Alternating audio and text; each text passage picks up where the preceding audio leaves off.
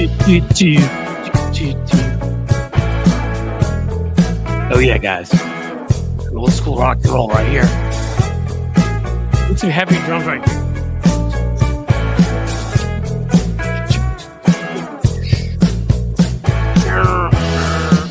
Here's some Metallica.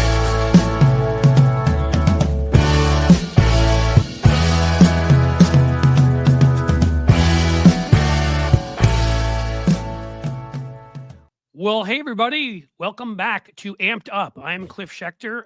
That is David Shuster sitting next to me. I'll make a point that I used to make all the time. I think it's more important to make today that Amped Up is coming to you from the Queen City, the radio city, Cincinnati, which is in the state of Ohio, where there are Buckeyes. You might O-H-I-O. Did I do that right? No. I believe that's right. David, upset a couple of our few people threatened to unsubscribe because David wrote what. Hey, it's hate week. It is hate week. And anybody who understands the rivalry understands that this is the week that people in Michigan say horrible things about people in Ohio, and people in Ohio say terrible things about people in Michigan. And that's just how it is. And we can all take it. I live here. I live here, so we see it all the time. I'm used to it. But you know what? Like, I don't understand. Come on, like the people who are like, I'm going to unsubscribe. I'm like, guys, I live in Ohio. Like, I'm going to make fun of David. I'm a Yankees fan, as many people know, being from New York City. We have these guys called the Boston Red Sox, and of course they suck, and we have to make fun of them all the time. And by the way, did I mention, Cliff, that it's been more than 2,000 days since Ohio State last beat Michigan in college football? You're just going to keep going, aren't you? Hey, we have some news. We have some really good news. Putting aside the regular news, Cliff, Blue Amp is now fueled and powered by something really special, and I'm excited about this for reasons that'll become obvious. Yes, I think those reasons will become obvious. Guys, we are fueled by, we're just going to come straight out. We have an ad today. We're doing a live read, but this is a cool one because actually this is a product that if you want to continue to look as sexy as David Shuster in your 50s, you need to use. And luckily, it's a product that I do use already. So I'm your ad right here. It's called Particle. And for you guys out there, if you want to smooth the lines into your eyes, if you want to get rid of those crow's feet, make those crow's feet go back to the farm where they belong. You want to make your skin softer, which we're guys, we're out there. We don't pay attention. We don't put on stuff a lot of the time to protect ourselves because we're stupid. And no, in all seriousness, Particle helps you soften your skin and makes your eyes look better, even if you don't do it. Can I add something to this, Cliff? Because normally in the world of television, there's two different ways that you can get rid of the bags under your eyes. The first that you could do is you can have like these lights, right, that I have here that like blast and fill in the shadows under your eyes, and that's that sort of sometimes works in TV and these sort of setups. Right, but you don't want to walk around with them. Right. Or you can just do it sort of the more natural way and have something like Particle, which actually does take out the bags and the crows. So that way you're not relying on your artificial light as much. So it's a wonderful product. And I'm glad that they are part of Blue Amp. No, I mean, and actually, the fantastic thing is, as I said, and we have our own Lawrence Winterman who's been using it for a number of years too. So when they came to us, like, would you like to do an ad for us? I'm like, I'm the ad. Send us some stuff. I use it can we get some stuff? Look, it's a face cream. I could read you some of the ingredients. You'll have never heard of them like me, but what you'll know is it's seriously made for men's faces. Our faces are a little more rugged. So for our dudes out there watching, for guys out there who are fans, it's perfect for you. Or for your family and friends who are looking for gifts for that guy in your life. And this is now we're now in the holiday season, right? So, my mom is buying up all these Blue Amp t-shirts. Well, other people can also you can buy t-shirts, but you can also maybe buy up some of the Particle stuff and give it that as a gift. And you're helping Blue Amp. Yep. I mean, that's the beautiful thing about it is that, and beautiful is the right word. It will make you more beautiful by having somebody, if you buy your brother or boyfriend or husband or son or any number of men in your life, they'll look better, which I think will make you happy. But also, when it comes to us, this product fights fascism. I mean, this fuels us. These kinds of things, these ads keep us going. If we keep going, we keep defending democracy. We keep fighting fascism. So please, like, look into it. It's a terrific product. I know, again, I've used it for years, so I know it works. And it's also something where you will help us continue to do what we're doing right now. So how can you lose, especially in the holiday season? So get it. Here's the best part: Black Friday deal. I'm going to read you the code that I have to look here for. Blue 30. It is Blue 30. And it sounds like a football play like Michigan would do, but it is not. And that will get you 30% off at checkout. So already you're looking at getting 30% off just for being supporters of ours and helping us. So check it out. Get yourself some Particle right now before the deal goes away. And let's bring Nick Paro in here. He can tell us, if he needs anything to smoothen his skin or not, or he may just be naturally that way. And what an interesting news week. I do actually think this is really cool because I get crow's feet and bags under my eyes all the time. I mean, busy as shit all the time. So we're tired. We're moving. I think somebody needs to give some of that to Wajahat Ali. He needs some under his eyes. That man works his ass off. He is a hard. Yeah. So but Nick, you are a superstar on Substack. You're a veteran. You've got a fascinating take on politics and veterans issues and men's issues. And Cliff and I have been big fans of yours for a while. So welcome to Blue Amp. Good to have you on. Thank you. It's really nice to be here with you guys. And I'm so glad to be able to talk to you both. It's been fun to become a Substack superstar. Like, that was not my career path 6 months ago. Well, so I don't think any of us kind of had that planned out, like circa 2024 even. So, here we are. Oh, yeah. You were the first veteran that we've had on since this whole story erupted of the Secretary of Defense, Secretary of War, Pete Hegseth, saying that they're going to investigate Senator Mark Kelly and the other Democrats because those Democrats last week put out a video reminding members of the military that you've taken an oath to the Constitution and you can turn down an order that is illegal. And the White House, in the midst of all this, said, oh, no, they're saying that they should defy lawful orders. And no, the video is very clear. You should defy unlawful orders. But what do you make of all of this? Not only the Democrats' effort, but also the Republican Trump White House response? Yeah, so I think it's important also to note that this is a citizen-led effort to push back in response. So the Mark Kelly stuff really pisses me off because I took an oath to the Constitution too. I enlisted in the Army. I'm an Army veteran. I was in the intel field. And my constitutional oath said that I must serve and defend and protect the Constitution. So it didn't say Donald Trump in there. It didn't say Trump, king, tyrant. Tyrannical, piss cotton candy haired, Yeah, and I'll plug something that just happened too. Is I was asked alongside Melissa Corrigan, Frederick Pogue, plenty of other veterans like Chris Goldsmith, Ken Harbaugh, Bobby Jones. We all took part in a video to support the Save America movement. I was gonna say I saw it, and you were excellent. All of you guys. Thank you. Bobby's been on the show. Fred's been on the show. I'm trying to think of the other folks. Melissa works with us now, and Melissa and I work closely together all the time. I'm so glad you guys picked Melissa up and that she works with you. She's so freaking amazing. She makes the argument by being her. One of the best people alive. Yeah. So, but I was gonna say, I saw all of you guys in this ad. How did it come together? It's fantastic. I've seen it out there. We've been building connections for the past couple months and getting to know other veterans out there. One of the big things I focus on through both of my platforms, through Sick of This Shit Publications and Banner and Backbone, which Lawrence Winterman is a co-founder with me at. And so come join us there at Banner and Backbone too. We love the support and it's all focused on civics and re-engagement. But during that time, one of the big things I wanted to do was a thing called Vet Talks. And I wanted to purposely meet other veterans who are out there so that I know who to talk to. So I went out and I met Fred Wellman because I've been following him for over a year on Midas Touch. And I was like, I'm just going to reach out to him and ask if he wants to come on for an interview. Hopefully our next congressman. I hope so too. I totally advocate for Fred. Go to wellmanformissouri.com and support him. Go support his campaign. I love Fred. I've had him on twice. Then I got to meet Chris Goldsmith. I got to meet Tim Fullerton at the Find Out podcast. I know he's not a veteran, but great person to meet. I've met Bobby Jones. I've had Bobby Jones on twice. Melissa Corrigan, others in our veteran It's really weird community. because you haven't said one person yet that we haven't had on the show. I know all the same people. It seemed. I mean, I've known Tim Fullerton. We both met. Well, we were.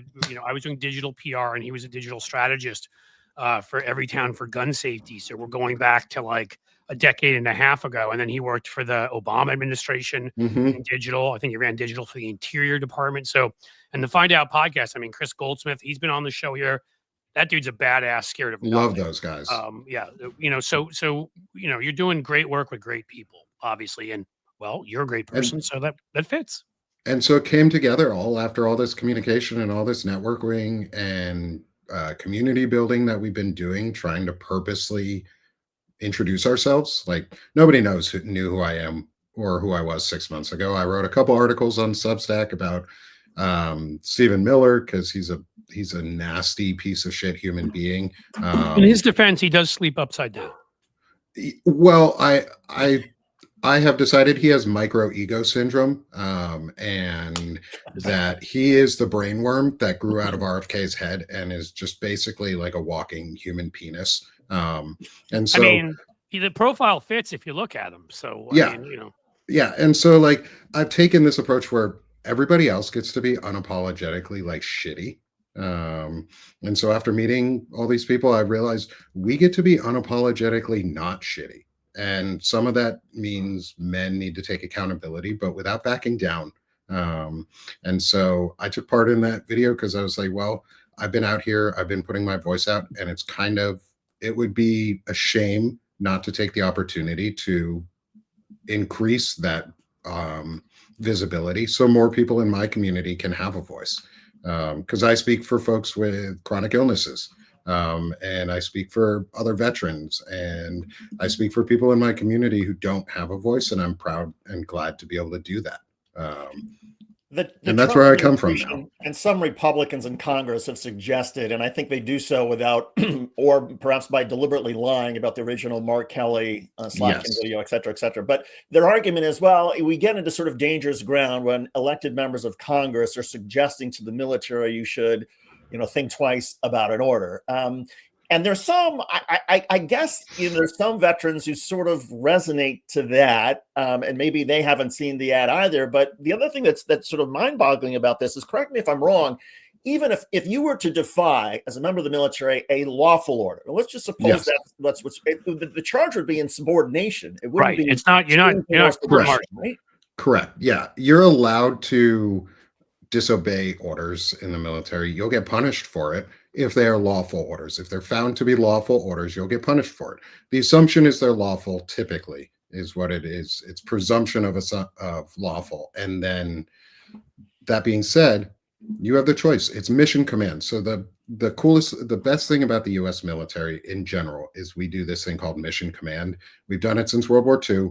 It's where each soldier, if sailor or service member gets to say no and has the ability to take over the mission and command it because they all know it. It's why we're so hard to beat in major wars.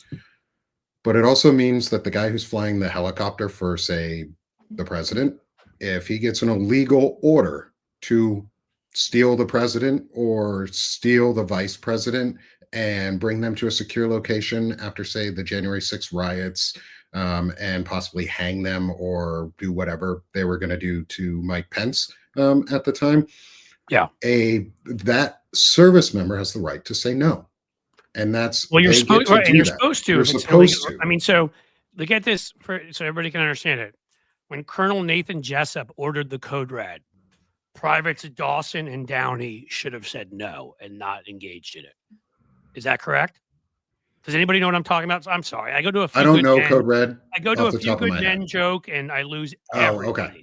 But if Jack Nicholson asks you to do anything, you would do it because he's cool. So, all right, that one flopped. So you guys go. You continue from there. And there's my understanding is also that in every part of the service there are judge advocate generals, JAGs, whose job is to advise military commanders on what's legal and what's not legal, so that somebody who's got an operation is thinking, okay, I'm not really sure about this, when they have a JAG that they can go to get legal advice.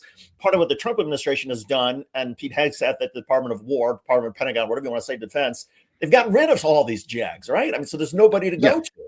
Yeah. So one of the first things they did was they purged the Judge Advocate General's branch, basically, of all competent and meaningful legal counsel.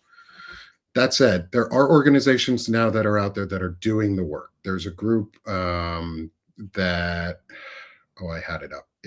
I'll pull it up while I'm talking, that Glenn Kirshner has spoken about. And it's hold on. We were talking about it the other day, but it's a program that or an online site that allows service members to get outside information. And they are like, I advocate for every service member to find, if specifically officers, and this is where I want to make sure, like, I was enlisted.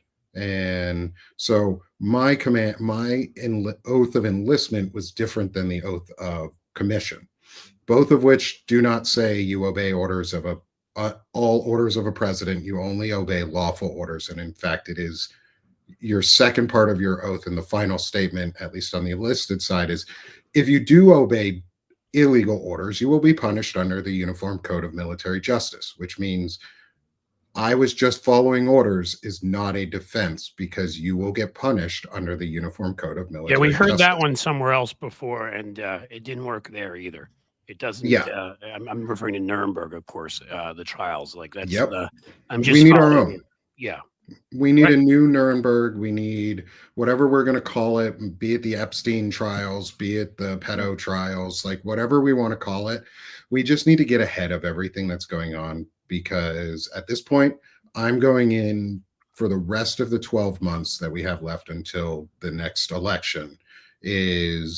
This morning we were talking about it, and I've been talking about it with Zev Shalev a little bit, is 2026 is a presidential election, whether we like it or not. It is a presidential election because we should be talking about accountability, affordability, and accountability means impeaching the entire regime that has been treasonous and has been traitorous to our country and is actively destroying. And I would say holding them legally accountable. I think you're saying that, but again, none of those are high constitutional accountabilities, not just legal, but we need to hold them to the constitutional accountability of treason, which is a congressional accountability. So we need supermajorities. Right. I mean, so we have 12 months to get a supermajority. I just don't like, who am I to criticize Lincoln, who did an amazing job, obviously, and wanted to bring the country back together. But there are a couple of Confederate generals who had it coming, let's say. I mean, to me, if we want to get through this, we need a Truth and Reconciliation Committee or something of that sort. We need to figure out exactly what, and you're going to have to give deals to certain people to talk, because that's the way this always works. But the vast majority of these people must be held accountable fully for what they do, or the precedent we set will take down democracy anyhow. And that includes members of the Supreme Court. I put it out there this morning. We need to start putting into the zeitgeist also is that states attorney generals need to be actively attempting to prosecute constitutional violations and state level violations. And if, say, a Supreme Court justice is known to have taken a bribe to get a traveling RV bus and their parents' house purchased and basically owned themselves, I think a state AG could easily pick up bribery charges. And in the state that it happened in. And I don't understand why we're not doing things like that. Can I throw something else into that mix? Yeah. Corporations have to be chartered in states. And so when Tim Cook, Apple, whatever his name is, to Donald Trump, goes and gives a 24-karat gold present and violates the Emoluments Act and commits bribery, guess what? Apple is incorporated in a state. And that state, I don't know if it's Washington State. I don't know. I think it's California. I was to say, or it could be California. I get mixed up between the ones in Seattle and Silicon Valley. It doesn't really matter. The point is that wherever it is, that state's attorney general could hold him responsible. And we don't have these Democrats doing that And again, I feel like Democrats are getting bolder and bolder, but these are steps that must be taken to show how corrupt these people are. And the issue of responsibility that you mentioned, Cliff, and I'm so glad that, Nick, you talked about high crimes and misdemeanors, because if you just look at some of the latest news involving the Trump administration, Kristi Noem, the head of the Department of Homeland Security, according to the Department of Justice in a filing that they made to the court late Tuesday, she was the one who made the decision to violate Judge Boasberg's order earlier this year when Judge Boasberg said, no, you cannot, you must have that flight of deportees turn around. They cannot go to El Salvador. She went ahead and decided, nope, they're going anyway. And the Department of Justice just admitted in a filing last night that it was her call, that they gave her advice, that she got advice from her legal advisors at DHS, but that Kristi Noem is responsible for defying the judge's order. And the judge already has probable cause for criminal contempt. So if, in fact, he finds criminal contempt against Kristi Noem and others, no matter what sort of punishment the judge puts in, even if the judge says, okay, I'm not going to actually sentence her to jail, but once you have that criminal contempt finding, that is a high crime and misdemeanor. And to me, Cliff, it makes sense that just politically, Democrats should introduce articles of impeachment, because then you put Republicans on the record in an election year saying, okay, defying a judge's order is okie dokie. Or you've got Republicans who look at the polls which show such public disgust with the Trump administration, and they see, okay, I don't want to be on the side of Kristi Noem, so maybe I join the Democrats in this. So to me, it makes sense for Democrats leads to some discovery, leads to some, I mean, because also, look, as you've written, David, in your most recent, I think, not your most recent piece. You didn't write about it for the Wolverines, but you did write about it in one of your most recent pieces, which is that impeachment needs to happen. Nick has said that. I will say that too. But I will say it shouldn't just stop there. We may remember that, and I've said this often, is we need to look at what Republicans do strategically and tactically, and they do it for bullshit reasons, but we need to do the same things for the right reasons. You may remember they tried to, they may have even voted in the House to impeach and not convict, the head of DHS under Joe Biden, whose name I can't recall right now, and one or two other figures. There's simply no reason, with what we know at this point about Kristi Noem, with what we know at this point about Pete Hegseth, with what we know at this point about Tom Homan, with what we know about at least one or two other figures, and it's really 15 others, but I want to keep it to some of the bigger name ones. So it's a messaging thing too. They should be impeached, right? The impeachable offenses are right there, and there's numerous ones. Chris Murphy went on a rant at one point. It's probably one of the best rants I've ever seen, to Kristi Noem's face. We kept pointing out all the illegal things that she was doing, or the things, he said it in a way where, well, this doesn't appear to follow the law, that doesn't. And of course, none of them did. And this was like months ago. I'm sure she's broken many more constitutional rules and laws since then. So, yeah, we should start right now and be impeaching members of this administration. Obviously, Pam Bondi, I didn't say before, goes without saying, and Kash Patel, and so that's my feeling anyhow. Nick, I certainly agree. I mean, even as the Democrats are in the minority in the House, okay, but you can still formally have a news conference and say, here are my articles of impeachment, and I'm demanding the House Speaker and allow me to bring it to the floor, and at least make it an issue, right? Yes, I think it's highly important that we do these things. You use the tools to their most advantage, and it's okay if Donald Trump has 300 articles of impeachment stripped onto him, and J.D. Vance do, and Kristi Noem, and as you said, all of them. Pete Hegseth specifically needs to have articles of impeachment, and he needs to go in front of a military tribunal in court to explain his war crimes. And the things that he's been doing outside Venezuela and the attacks that they're fomenting there. I think this needs to be like the most commonly talked about things. Like, Donald Trump is in the Epstein files very, very, very, very, very clearly, oftenly, and succinctly. He did it. Like, we cannot at this point say Donald Trump was not actively part of the Epstein plot or money laundering scheme. There's a misdemeanor just right there. Like, if that's not a misdemeanor at minimum to a high crime to traffic children Well, and even if he commit just knew sex what crimes, Epstein was doing and that's didn't a do anything. misdemeanor. Hiding a crime, Yeah. like hiding that level of a crime, Michael Wolff, and trying to hawk it for a book is a misdemeanor. And we should be holding our politicians to the minimum standards that we hold everybody else to.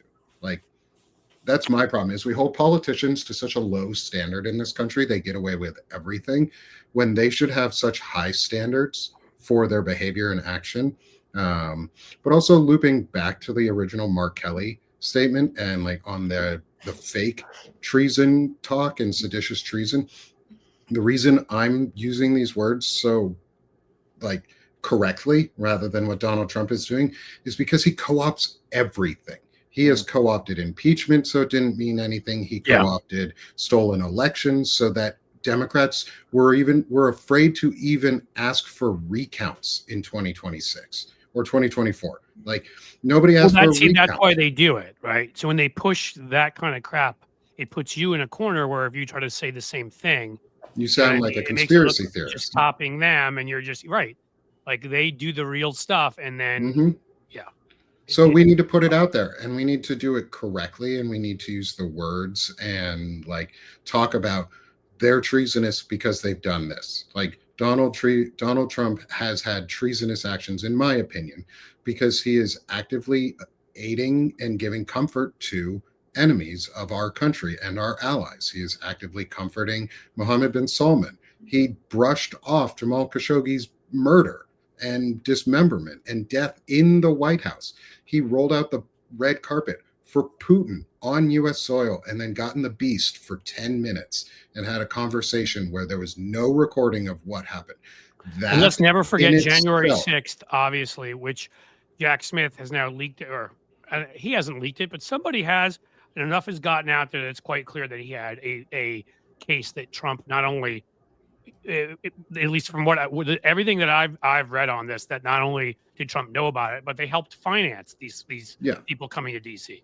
That's the definition of treason and engaging in arms against your own country. So I don't know how you or how is shutting down the government for the longest period and actively destroying social services and civil services not an attack on the American people? How is that not engaging in warfare on the American people? I'd say trying to starve people too on purpose. Starving people. When the law is you have to feed them, and you go to court and keep arguing and losing so that you can starve people. Maybe that's not impeachable, but it should be. Putting out a meme that says Apocalypse Chicago or whatever that bullshit was, where they declared war on Chicago. Right. I'm pretty sure when you say you're declaring war as the president, your words have a lot of fucking meaning, and we should hold them accountable for them. Like, we don't hold people accountable for their words. We wait till they do actions because we think free speech is so absolute in this country that it embodies all speech. Hate speech and incitement of violence are crimes. Like, we restrict free speech. We should restrict theirs. And the president isn't covered, unless I'm mistaken, under the speech and debate clause. Congress is, which covers Mark Kelly when he says service members should absolutely disobey illegal orders and say Trump no. may be covered under the Supreme Court's bullshit immunity ruling. Well, but that can be overturned it's not too. Inaccurate. Obviously, it's a ridiculous. It's such a ridiculous, purposeful, just bastardization of the Constitution. It's ludicrous, but it doesn't. It still doesn't go for you. I just want to say you brought up a valuable point there. Was the problem some of us had with Merrick Garland is Kash Patel, who was meeting with him, was never covered under either so-called immunity or debate. The debate clause. None of the no people reason why Trump. he couldn't have been charged with treason, with insurrection, and for some reason, I don't know. Marjorie Taylor Greene, guess what, ma'am? When you retire from Congress, you're also no longer covered under the speech and debate clause. So keep coming at us with Jewish space lasers and your anti-Semitic bullshit around that, and we might just start suing your asses. Actually, that part's true. I own those, and I actually set them every night. So okay. I forgot. I didn't get the invite to that one. From wildfires in California, so they were going to make a lot of money by destroying the property out there. So they had those space lasers in Cliff's name They did. Look, I want to show you everybody here. Definitely a real person and not a bot, and fun. Cliff as dumb as Crockett. Oh, that's fun. Actually, so I as talked dumb about Jasmine. or me as dumb as Crockett? Ugh.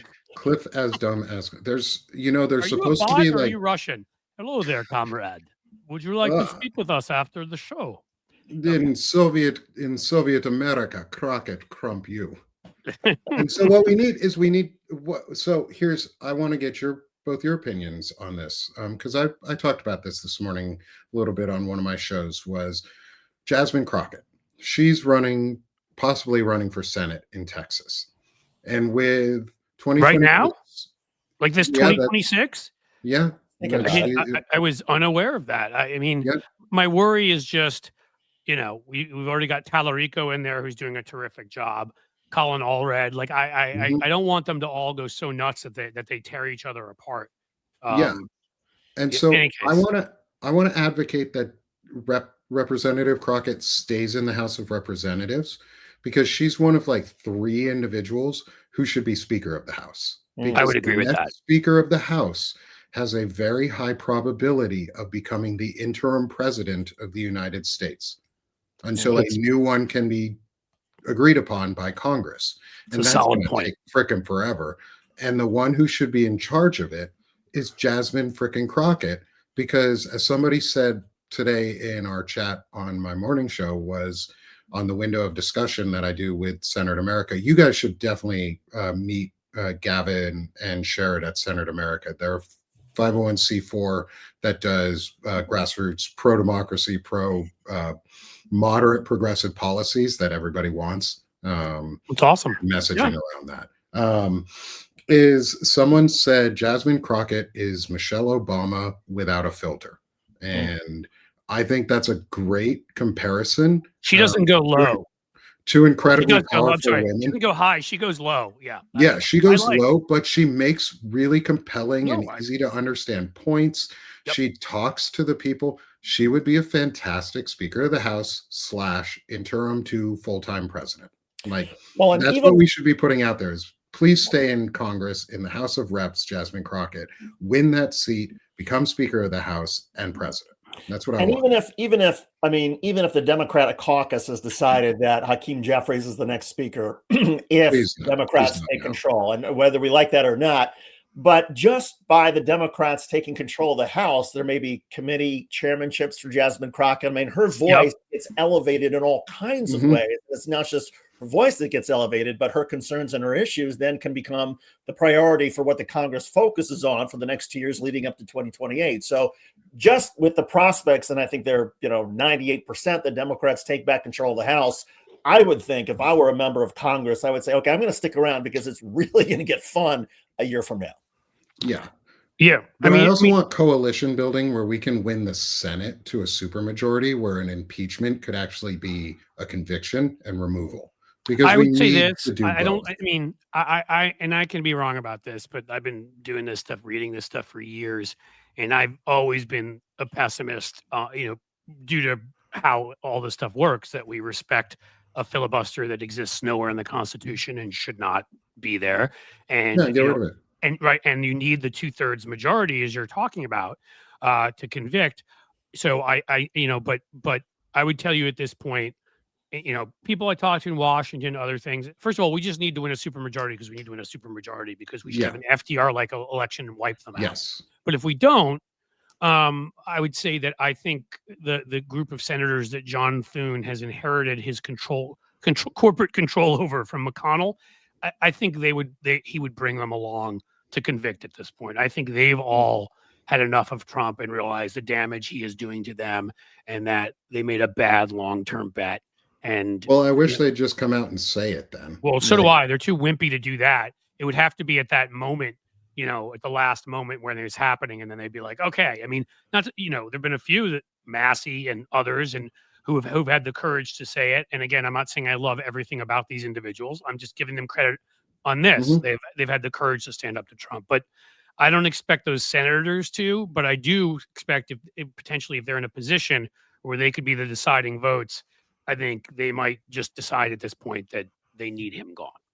Well, and one of the things we can do to help sway that, and this is from a discussion I heard with Stephanie Wilson and Christopher Armitage, I think, Mhm. yesterday, was contact their donors.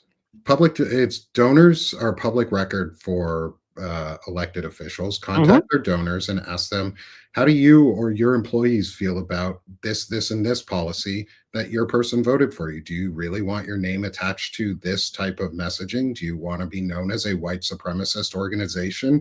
You can't tell them to switch their vote to somebody else, but you can sure as hell pressure them, and then you can financially pressure them. Like, Well, I was gonna say, you do also can you easily can put up billboards or have Mhm. planes fly around with signs or do ads or plenty Yeah, of things to make people know that this CEO of this corporation or whoever it is giving money to people, like the way that we never pushed it enough, but that the head of the owner of Publix, which is big in Florida, and I'm sure other places, that's the only place I've been to that I know it's in, was helped fund the January 6thers. I mean, yeah. at that moment, everybody on our side should have been like, we are never shopping at that place again. But that didn't happen. Like, we need to make things like that happen. Yeah, Um, it's like the Blue Friday that you guys started last week with Lawrence Winterman. yes. The getting the Blue Friday sales and the Blue Friday contributions to support and contribute to good causes and causes that you care about. Just like Timothy Snyder said in On Tyranny, is contribute to causes you care about. That also means withhold funds from causes you don't care about and be very deliberate. So Yeah. I mean, we can honestly, do write down. credible things on like Black Friday. Is fill up your shopping cart on Amazon. Don't do anything with it. Just fill it up, leave it there, because then they'll waste a lot of money on advertisements targeting towards you and you don't buy anything. And then I instead, like because that. it's I on Black hadn't thought about Friday, that. I is hadn't go thought to about it. Blue Friday and support Blue Ant Media and Banner and Backbone and Sick of This Shit publications that participate in a Blue Friday Trust me, we need event. the money more than Walmart does, Yeah. and Oh my Amazon. God. And instead of aiding and abetting the destruction of like the destruction literally of our economic system, as Walmart has really done across our country, like Mhm. locusts moving into one town after another, Oh, I destroying small live. businesses, treating workers horribly, ruining the environment, everything else. You can support us, and we do things like support the Sound Check Fund, where we give checks out to smaller creators so they can get microphones and lights and things. And we do things like have folks like you on here so people can hear your voice more. And I'd make an argument that all of us here are maybe doing a little more positive than Meta is, let's say. Oh yeah. I want to Yeah. I want to pick up on your point that you just made a minute ago about Senator Thune and some of these corporate Republicans you think that are willing to throw Trump overboard if given the right set of circumstances. I wonder, and I keep sensing this in the House as well, that it wasn't enough for members of the House to vote against Trump on the Epstein files. That they're looking up at the same polls we are, 14-point difference between Democratic generic ballot, Republican generic ballot. They see a wipeout coming. And so they're trying to think, oh my God, what can we possibly do to get away from Donald Trump? How can we get away from him and create some political distance? And I wonder if there's another shoe to drop. And Nick, you mentioned the Epstein files.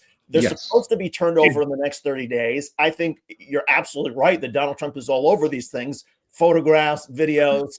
If it comes out, if there's clear evidence, or if the public is led to believe that Donald Trump was involved in statutory rape, he was having sex with underage girls who were under pressure from Jeffrey Epstein, does that become enough in your estimation to convince Republicans before the midterms to go for a Donald Trump impeachment simply because they want to be on the record as well as saying we are not going to accept this stuff? I hope so. I mean, I wouldn't want to tie my name to being pro pedophilia in any fucking way. Like, who in their right mind would ever want to say, yeah, I support a pedophile? Like, and that's as simple as it should be to convince the Republicans. Is I think we can make it so that when these files come out, is if everybody over the next week or two just contacts their representatives and senators, especially Democratic folks, please do this. Like, make your folks stand up for this first. But also, those of us who live in red areas, like I live in Arkansas, I live in the home of Walmart. I am in that corruption, in that corporate town. Like, I know what it looks like. Can I tell you this, Nick, quickly? Yeah. We had Hallie Schaffner on here, who's Oh, running against I Tim want to Cardin. meet her. Well, happy to do that. She is amazing. And if she were running even in like a lean 10 point, like in Ohio, I would guarantee you she would win right now. But Yeah. if I'm saying is if we have the kind of election that we should have, I mean, 6th-generation farmer lost her farm because of their stupid tariffs. She's just completely for real, Mhm. an actual real person. I still think again, if it's big enough and we don't have these wimpy messengers running things on our side and have people more of the Jasmine Crockett's, more of the Chris Murphys who lead the way. I honestly think that someone like Hallie Schaffner against a Tom Cotton who doesn't Oh, know how to absolutely. smile and voted against the Farm Bill twice, I think she has a chance. He's a I real do. creep And I too. wouldn't say that almost ever because Arkansas, I mean, it is what it is. The numbers are what they are. But I think the partisan numbers are going to be shook up and changed because for you older folks out there, this joke may not work for anybody else, but David talked about shoes ready to drop. Like, I think there's more shoes that will still drop on Donald Trump than Imelda Marcos had. Okay. I think honestly, the Epstein files have a bunch more things in them. I think there's numerous other things out there and corrupt activities he's taken part in from his deal with MBS of Saudi Arabia, with what are they doing investing in his crypto business? I mean, there's just a ton of it. And I think Yeah, it's a and lot of it. I think a lot more is set to come out. So yeah, and my focus in all of this is making sure that when the Epstein files come out, like I work with Ellie Leonard a lot, Love her. and Zev Shalev, who do a lot of investigative work Ellie Leonard into. is our channel hero. Oh, she's fantastic. One of the best people. Whoever is listening, go follow Ellie Leonard. Like Seriously, you will not be disappointed in any way. she does Um, stuff. While a lot of people talk about stuff, she does it. she does a lot. She's right now chronicalizing and retranscribing all of the Bannon Epstein emails. Like this is where Democrats and pro-constitutionalists and pro-democracy coalition members, because you can be a prior Republican, say if the libertarian wing wants to be taken over by Adam Kinzinger or anyone like that who has a lot of money, who can take over that apparatus and break it off the Republican Party because it's a full third party that's nationally recognized and can get on ballots everywhere in this country. You can take over the Republican Party and break it. And we need to get creative in how we win and how we act on things. And one of those creative is and the Epstein aggressive files. And yes, and we have to be aggressive. We have to be on offense all the time. I don't defend anything. I defend my arguments, but I'm on offense for them because I don't frame them in right-wing mentality. I don't buy the bullshit. I don't buy the lies. Like I believe people are people. People deserve rights. People deserve value. People are inherently deserving of value. And shouldn't be marginalized. So you don't think billionaires should just get all of our money and all of our rights? Is that what you're saying? As I've heard before, and I absolutely agree with, eat the rich, because they are corrupt as shit. The robber barons are back, and this time they're not doing good things. Unlike Andrew Carnegie or Andrew Mellon, who actually built stuff in Pittsburgh and built like things that were meaningful and lasting for the country. Their heirs suck. Timothy Mellon. That's something I'd love to have an investigation. He's a right-wing crank. Yeah, he's nuts. And he paid service members, which is against the law, which is very against the law for a reason, so that our military does not become a mercenary force. We need to start talking about not just Donald Trump and his role in the Epstein files, but the entire administration's role together in the cover-up of the Epstein files, because it's not good enough to just remove Trump. It has to be all of it. Oh my God, yeah. You just remove Trump. Part. I mean, again, somebody else just replaces it. It's like, fit somebody else in the slot and replace it with all the same. They may not have his ability, I always will just put it this way, right-wing charisma, because I don't understand the charisma. I don't understand, but I do clearly see that he has that on the right. But it can't be JD Vance who sits there. JD Vance doesn't know how to order donuts. Elon Musk can't talk to anything that's non-AI. Tim Cotton can't smile. Ted Cruz, when he tries to smile, it's even worse. Josh Hawley runs away from everything. I think Josh Hawley runs away from kissing his wife. Right, exactly. I think there's something there too. They don't have anybody else that has what Trump has, but it doesn't mean the whole edifice of MAGA, the whole corrupt, despicable edifice needs to be torn down. Because if it's not, as you're saying, we set a precedent for the future, and we just keep getting more people like this. Yeah. And Nick, we you need to, mentioned you and Ellie Leonard, and you've been paying a lot of attention to the Epstein files. I think under the law that President Trump signed, it has to be turned over within 30 days. And I believe there's a clause that says even if they redact certain materials, the unredacted materials must still be turned over to the House Oversight Committee. It would be improper for the House Oversight Committee to then make that public. But at least the House Oversight Committee should be able to track what it is the Trump administration is keeping from the public and blacking out. How do you see all of this playing out? I see the Trump regime doing exactly what they always do, which is delay. The Roy Cohn methodology of life is he is going to find a way to try and say national security or some bullshit that they can't release any information about, Christmas. Say, Republicans. They'll find a way to do it on a Friday evening at like 11:30 at night, hoping what nobody's day of the week awake. is Christmas this year? I think it's a Monday, actually. Because I say that, I mean, for them, if it was a Friday and it was Christmas, they'd release it that day. Absolutely. Or like New Year's or something like that. But the thing is, I think if we as people put pressure on our politicians, because they have to be afraid of us as voters, not as people who are going to hurt them, because we don't advocate for violence. I never advocate for violence. Peaceful, patriotic, all the way. Absolutely. We need to make sure that our politicians are afraid that they're going to lose their job next cycle. Like every single one of them, every House of Representatives member, every member of the House is up for re-election next year. Every single one of them can get voted out and replaced. And you should be running for anything and everything you can. And like, I know I'm not running for something because I'm moving out of my current district in Arkansas and into a new one. And I thought it would be weird if I tried to run for a congressional district in my state or an office in my state and then move to a different part of the district that I wouldn't actively represent or have known. See, that's different than me. I'm not running because I'm kind of a dick, and I think I'm better at this than I would be at running. I think I'd say things. I think I'm more effective here. I might not win over swing voters. I think no, would be a problem. Well, here's the thing: it's like, who the fuck is a swing voter? I know. We have like 40% of the voting population that doesn't vote, and those are the folks I care about. You're right. Like, you want to turn people out. I was kidding. Like I think at this point, no. I know it's probably to your advantage to turn out your most hardcore supporters. And again, as I say all the time, and as we say here at the channel, I'm an asshole for freedom, which means I'm not an asshole to everybody. I'm not an asshole to most people. To people that try to destroy my country, I'm an asshole. Mm-hmm. Yeah. Well, but I think it's important that being a dick is okay. Like, I'm part of the fuck you left. I don't care about right-wing feelings. I don't care if I hurt your feelings because you're a bigot and an asshole, and your feelings should be hurt. And the only thing that a lot of these folks respond to is authoritative figures. So, and America likes to listen to and will always go with strong and wrong over right and weak.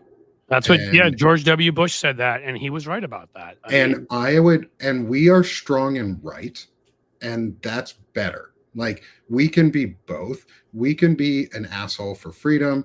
We can be a dick for freedom. I want women out there I want men to have the vaginal fortitude that most of these women out there are having to go out and show up and frickin' just scream in somebody's face like that lady did in, I think it was Brooklyn, that black woman who came out and just told ICE off.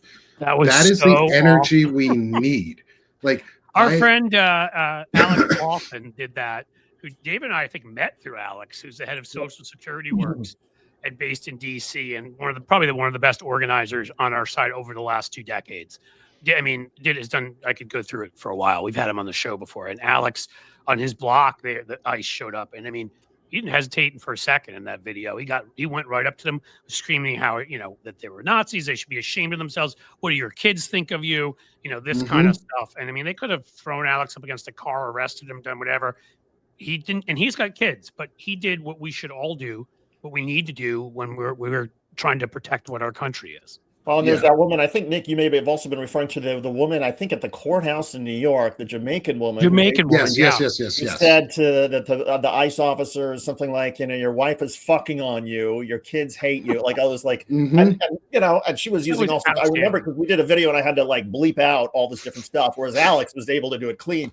But yeah, that kind of passion, that being willing to say, hey, I'm going to stand up to you, motherfuckers, and I'm going to give you a taste of your own medicine, and I'm going to use my First Amendment rights to scream and yell at you. Yeah, we should all be doing that.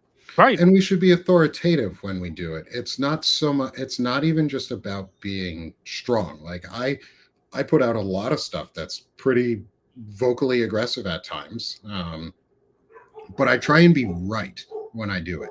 Like I try and have ideas that are like centered and good and correct, and I don't degrade women when I talk about like men's issues, like Fred Pogue, Lawrence Winterman, Walter Ryan, Shane Urick, like a group of us guys. We talk about things all the time. We talk like very openly and very proudly of who we are. We talk forward. We make jokes with each other. It's like, quote, locker room talk, but without the degradation. Like, Yeah. I'm not going out there talking negatively about women's body parts. When I refer to men out there and different things that are going on, and I think this is how we gain authority over them and throw it back in their faces, is I refer to the weakness of men based on male body parts. Because statistically speaking, you kick a man in the balls and he's going to go down crying because it hurts like shit. You kick a woman in the same spot, she might not go down. Like she's got fortitude that we don't have, and these men Hey are man, they weak. have babies. Yeah, They push out babies. I've been there I twice can't for do that. that. If for that were me, I'd be dead. So Yeah, like I can't do that shit. Like No. men can't go through those period pretend simulation things. They get up to setting 1 and they fall over. Women do that every single month on the highest settings. Like it's Well, want I think you men. hit a key, more general thing we talk about here often, whatever, is that most what the whole sort of MAGA male sort of It's broken. shtick is that they're weak, they're insecure, they're scared that they've accomplished nothing, they're scared they will accomplish nothing, they're scared of any competition with women, with anybody who looks different than them, prays differently than them, loves differently than them. It's all out of deep fear and insecurity. Hence the whole Mhm. white replacement theory crap. Because they're like, oh my Micro God, ego if we become a syndrome. minority. Okay, so you're no longer in the majority. Do you have to be in the majority? Well, they feel like they do because they're Yeah. scared that they can't compete if they're not Yeah. controlling things. Yeah, it's why Pete Hegseth fired all of the competent women and people of color in the Navy or any senior leadership position in the military. After that happened, we had fighter jets fall off of aircraft carriers. Like Pete Hegseth, your DEI sucks. Your drunk enabling idiocracy sucks. Like that's what you're doing. You're just That's who he stupid and does you're it dumbing for. us down. He recruits people that know the best brands of vodka and Mhm. whiskey to bring into the Department of War. The Department of Dumbassery or the Department of Wannabes is what I sometimes refer to them as because they want to be cool. They want to pretend that they're soldiers or service members, but a SecDef doesn't do push-ups with his service members or her service members. A SecDef does strategic planning with lead minds so that the American people stay safe. And maybe don't not on pretend. signal. If Yeah, and they don't can have handle that, Christo-fascist that's probably Nazi best. tattoos. Like, yeah, and we don't leak signal chats with us talking about Nazi shit and how we have like being not pro-Nazi youth and all that shit. And Of then course, once claim you that saw you- those guys, well, okay, I'll stop. Jesus, these people suck. And they were definitely they not the just master suck. race, that group of guys. I have to say that. I mean, I'll leave it at that. Yeah, like I'm Jewish. These people suck. And I'm not for what's going on in Israel. Like I have very strong opinions there. And I think it's okay that we say them. And we need to stand by others when we do it. Like I'm taking my cues from the most powerful organizers and voices of history, which tend to be Black women or people of color who stood up to the oppressive white man and then had people rally around and next to them and elevate their voices. And that's what I want to do. I just want to elevate others' voices. And if mine gets joined in and lumped in as a good voice to listen to, I'm glad that it does. But I want to elevate other voices and get powerful people out there. Like I've said it at the beginning, is the reason I'm out here and this large so far is because I met Melissa Corrigan, and then I met Dana Dubois and Lawrence Winterman through her, and that jump started basically this entire community that I know. The people you just mentioned, that's what I call a conference call. Yeah. And that's what it is now. Like we're growing community, and we're doing the thing that we've always wanted, which was to have friendships and have people we can rely on and people we can talk to and people who are people and normal. Like, I don't talk like a politician, but maybe I've got some good ideas. Oops. And maybe we answer this one. You can answer this how you'd like to answer it, Nick. I mean, I can think of ways I would, but go for it. What does it mean to elevate other voices? Well, I do shows with Melissa Corrigan daily, almost daily. And then I cross-platform her stuff. I cross-post and share creators that I really like, and I advocate for creators that I haven't met. But elevating other voices means that I use my platform not just to specifically get more views or more subscribers or more anything for me, but for other people, because I don't have the same knowledge that Ellie Leonard has into the Epstein files. But I have a platform that has between my two platforms with almost 10,000 subscribers. I can add my nearly 10,000 subscribers to her 10,000 plus and elevate her voice and get it out to other people. I'm also, my big thing is, a final part of this answer is I believe in a law called Conway's Law. It is that systems are developed based on their communication patterns, and how we communicate is how we organize. And so the media is the message, is what you're saying. The media is the message, but also the medium and the way we allow ourselves to transparently communicate with each other and openly do all of these conversations is how we elevate other voices. And is how we get more people into the discussion, and answering and listening to chat questions. That's elevating other voices. Conversations with people. Listen to what they have to say back to you. Put their music out there. Put their poetry or put their artwork out there. Encourage other people to go create or run for office. Or their barbecue. Nick, I spent some time in Arkansas, in Little Rock. What part of Arkansas that's are you in right now? You guys should be. I'm in the Bentonville area, so I'm northwest. And I live in the home of Walmart. Okay, and where are you moving to? I'm moving not too far from the Bentonville area, still in a little bit closer to the border of Missouri and Oklahoma, but staying on the Arkansas side. Well, one of the most beautiful places I've ever been to in my life, Eureka Springs, which is been there quite a few times. It's an artist colony, Cliff, in northwest Arkansas, and it's just phenomenal. And that is, I mean, I've always said to people, the most beautiful place I've ever lived is the state of Arkansas. And people are like, Arkansas? Because it's actually, I mean, people think, oh, Arkansas is like the Mississippi Delta, flat as a pancake, rice farms. And actually it gets very hilly and beautiful, and pine trees in the central part. I like that you said hilly. It's not mountains. Northwestern part of the state, it's gorgeous. It is gorgeous. Oh, yes. Yeah. I've only been through, which is, I need to spend a little time there. I've been certainly down close to the area, but I have not, I've been to Tennessee and spent a bunch of time there in various places, but only was in Arkansas for like a few hours. So I will have to expand upon that. And we're one of the places that, like, I met with the local Democratic Party in my county a couple months ago, or one of the reps from it. And one of my questions to her while I was sitting there was like, I know Ken Martin and the DNC have talked about a 50 plus state plan or a 57 state plan or whatever their initiative. I specifically asked her, I was like, so what does that mean for Arkansas? How is the funding? What type of investment are they doing? And she was like, well, none. So if you're the national party, stop forgetting about places like Arkansas. Yeah, stop forgetting about places like Missouri. Just so you know, that's what Hallie Schaffner said on our show, that she went off on the National Democrats for pulling out of states like Arkansas. And now we won a district back on the state level last year. This past election, when everywhere went redder, Arkansas won a state House seat back for the Democratic Party Mhm. and is one step closer to breaking the Republican Right. supermajority. And I know that David has to go, but this reminds me because I wanted to make this a big part of what we talked about, and we hadn't really gotten to it, which is, and I'm going to mispronounce the name, but Afton Ben, who is running in this Tennessee district that we're supposed to have no shot at in a special election coming up. Trump won it by 22 points. Mark Green, the former, the guy that resigned to go, spend more time with his fascism, won it by 21 points, and he resigned, and it's an open seat. So that's what it should be, plus 21, plus 22. Yeah, the poll that they just did, and this is following another poll that showed it similar to this, shows us down 2 points.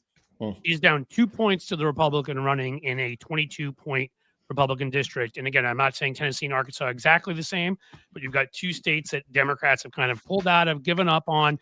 This is why we need to have a national strategy where we're in every state talking to people all the time. And this is why all of you, I wish we could talk about it more, but look up Afton Ben, look up, I wish I should have her website and I don't have it here, but like she's got a real shot. We have a real shot at taking, and I can't tell you if we were to take this seat.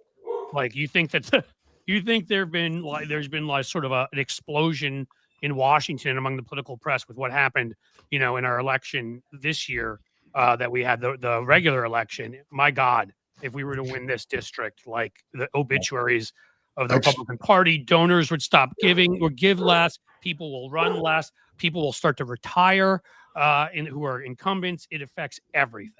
Nick, where can everybody find you?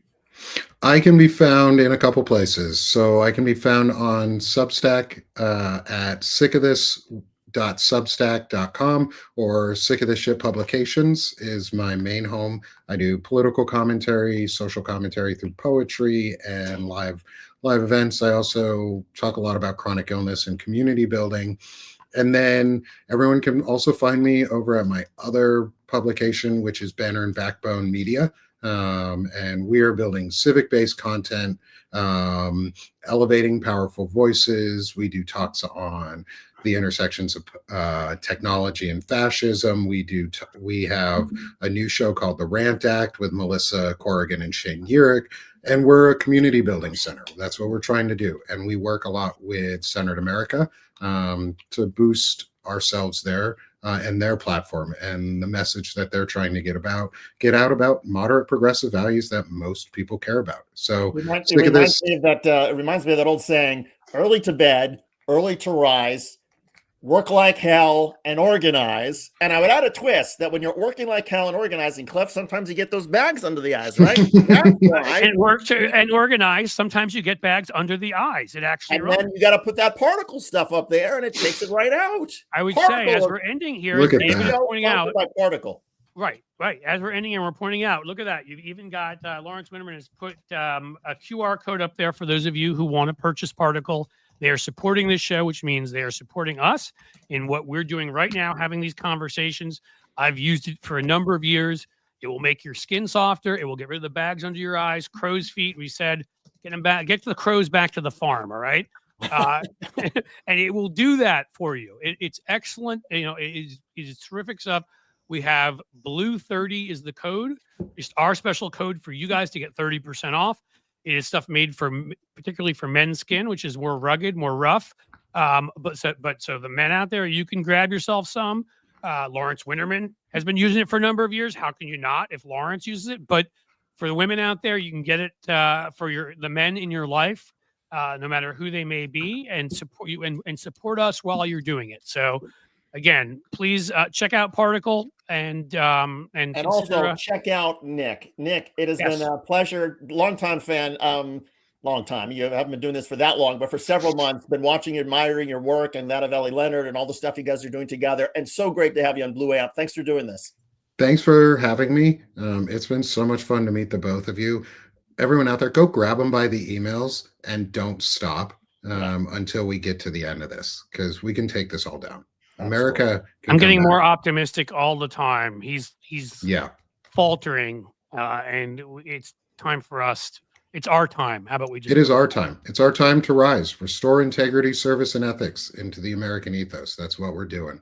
Well, so it's been great to have you guys. Yeah, or well, be with you guys for this. for us, This has been so much you fun. should have said it's been great to have been had. It's been great to have been had. It's one of those No. only times I've ever been glad to have been had. There you So go. thank you guys.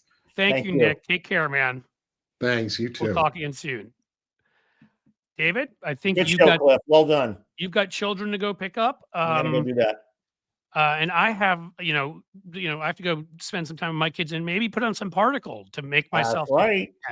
No, I mean, I won't do it again, but great stuff, folks. Great to have you here, David, as always. Great to have Nick Paro here, who's obviously doing a lot of terrific stuff. Guys, I'm not, this isn't going to shock you. We're not doing a show tomorrow. It is Thanksgiving. I think we're going to take that and spend time with our families and try to be appreciative of everything we've got. And in my case, eat way too much stuffing. Because it only comes around once a year and I need to do that. It's just that good. That's it. That's all we got. Is that it, David? That's it. Gratitude all around. Thanks, Cliff. I appreciate it. Take care, buddy. And to all of you, I'll just say, as the sun sets slowly in the west, I bid you a fond farewell.